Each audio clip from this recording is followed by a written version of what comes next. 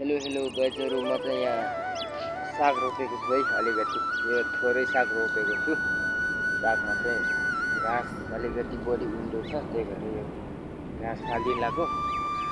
यो साग रोपेर ठुलो बनाएर तरकारी बनाएर खाम्ला भनेको हुन्छ कि हुँदैन। साग भनेको यही हो। अब सागभन्दा घाँस ठुल्ठुलो भएको छ, त्यही भएर अब घाँस फालिदिन लाग्यो।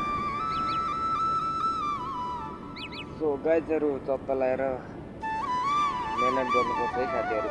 म त यहाँ गर्मी त छ, एकदम धेरै घाम छ, तैपनि यहाँ दोस्रोको समयमा चाहिँ यहाँ जङ्गल फालिदिन लाग्यो। यसो मेरो भिडियो कस्तो लाग्यो, मन पर्यो भने सेयर गरिदिनु होला, लाइक कमेन्ट गरिदिनु होला। मन परेन भने कमेन्ट ठोक्नु होला नि त।